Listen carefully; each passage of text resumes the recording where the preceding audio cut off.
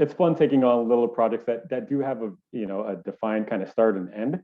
And so one example was assisting you, Tricia, with not only the Google form through which all the RFP submissions come in, but then how do we take that information and present it back to the ACN members? And again, not a massive project, but just a little bit of tinkering, a little bit of playing around, and it ends up being something that saves you a bit of time. It's valuable to members because they're able to now go into the members only page and see like which RFPs have come in recently, when do they due, when should I submit, who are they for, kind of thing. So those little value added things, they add up over time. And I think ultimately it'll make ACN just a better, well-run, efficient kind of organization that is doing a lot of great things in the community.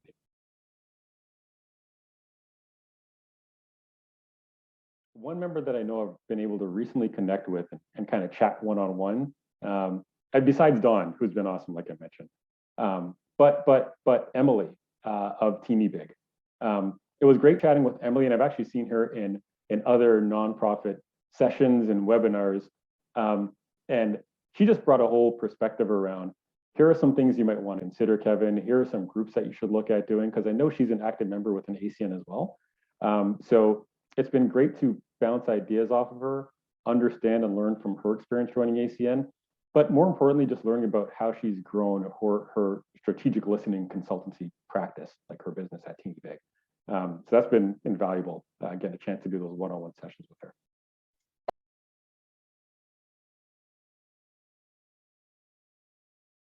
So when it comes to resources specific to my membership at ACN, two really come to mind.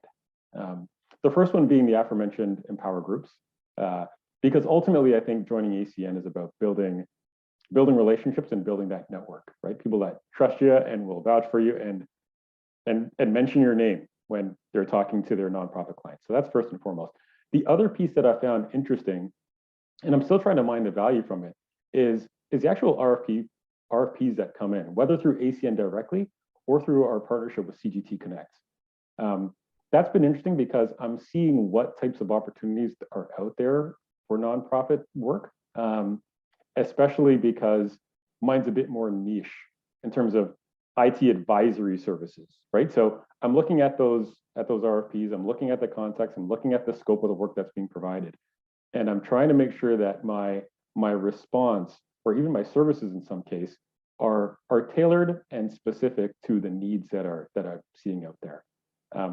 So that's been interesting because it's allowing me to grow and shape and mold my advisory practice based on what I'm seeing, and it's actually resulted in some tangible initiatives on my side of the house.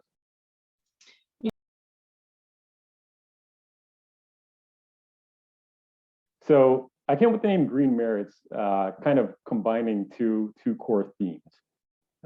When you think of green, you think of money, profitability, value. So that's the green representation, and the merit was a synonym for benefits, right? So what are the benefits, and how do you get benefits out of your investment in technology, right? Your spend, your dollars, your money that you put towards technology. So I took the two, I got a little modestly creative, and combined them together to come up with Green Merits Consulting Incorporated.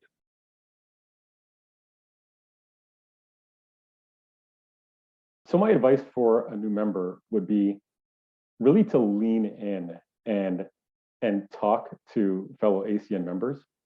There's notifications that go out that say, hey, a new ACN member has joined. There's LinkedIn posts.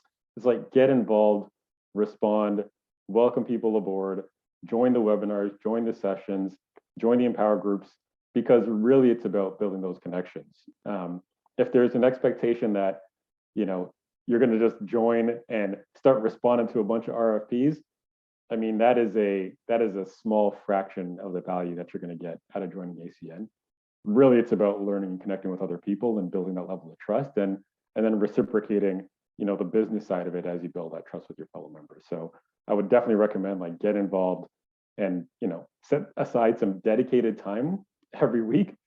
Like I've got on my calendar, like this is ACN time, right? So I'd highly recommend that everybody do that, take that seriously.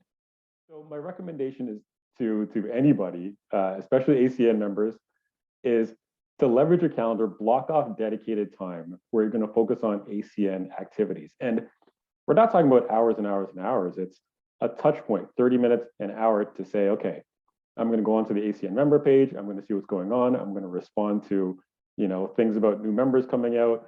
I'm going to make sure I add new dates to my calendar for an upcoming webinar or an Empower group. Like if you just make that part of your routine, you'll find that it's easier to get involved. And then subsequently, it's easier to build those connections, which is what I think we're all here for.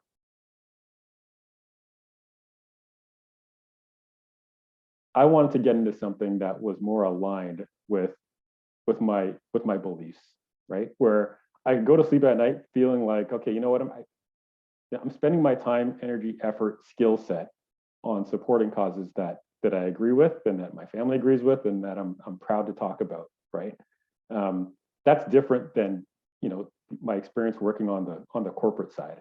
There were some interesting accounts that I had. I mean, World Vision Canada was one of my main accounts, and that was a lot of fun. I got to think about, talk about, and help solve a lot of cool problems.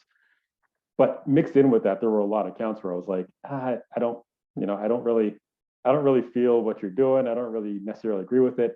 And so by moving to the nonprofit sector, it's like I can finally get the perfect meld of the two, where I'm adding value, I'm bringing my skill set, and it's for causes and situations that I agree with.